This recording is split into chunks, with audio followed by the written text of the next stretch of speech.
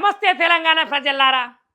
అయితే నిన్న కాంగ్రెస్ పార్టీకి సంబంధించినటువంటి మినిస్టరు పొంగులేటి సార్ మాట్లాడినటువంటి మాటలకైతే కేటీ రామారావు సారు ఏ విధంగా కౌంటర్ ఇచ్చిండో ఒక్కసారి మనం చూడాలి. ఏమంటున్నాడంటే ఛాలెంజ్ కాదు, చేతనైతే చేసి చూపెట్టు. ఏదో సవాలు ఇసుడు కాదు, ఆ సవాళ్ళనైతే ఎదుర్కొని పని చేసి చూపెట్టాలని కేటీ రామారావు సార్ అయితే మాట్లాడుతున్నాడు. ఇగో సవాళ్ళు విసరడము పారిపోవడము పొంగులేటికి అలవాటే. ఇక దాని తర్వాత నీకు దమ్ముంటే 20 లక్షల ఇల్లు కట్టి ఓట్లడుగు, దీపావళికి బాంబులు వేలుస్తామని తుస్సుమనిపించిన తుప్పేలు మినిస్టరు ఆయన. హైదరాబాద్లో 1,00,000 ఇండ్లు కట్టించింది బీఆర్ఎస్ఏ. మేము గృహ నిర్మాణ యజ్ఞ నిర్మాతలము, మీరు గృహమేధ యజ్ఞ విధ్వంసకులు.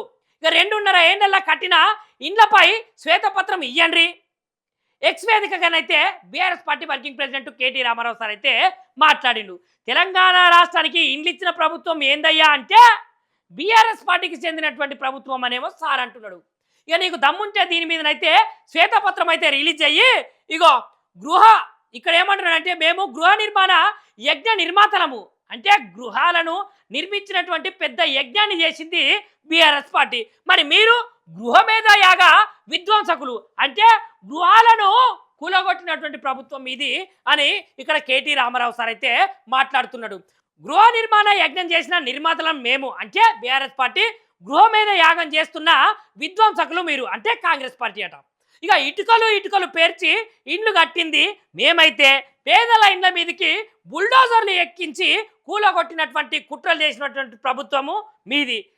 2.5 ఏళ్లల్లా హైదరాబాద్ నగరంలో మీరు కట్టించిన ఇండ్లు ఎన్ని, పడగొట్టించిన ఇండ్లు ఎన్ని, దమ్ముంటే శ్వేతపత్రం రిలీజ్ చేయండి అని బీఆర్ఎస్ పార్టీకి సంబంధించినటువంటి working president KT Ramarao sir అయితే అంటున్నాడు. అయితే ఇక్కడ పేదల ఇండ్ల మీదకి బుల్డోజర్లు పెట్టి బుల్డోజర్లతోటి కూలగొట్టించిన ప్రభుత్వం ఏమున్నది, మరి పేదలకు ఇల్లు కట్టించినటువంటి ప్రభుత్వం ఏదున్నది అనే ముచ్చట మీదనైతే ఇంత చర్చ జరుగుతున్న వేళ పొంగులేటి సార్ అయితే అట్లా మాట్లాడిండట.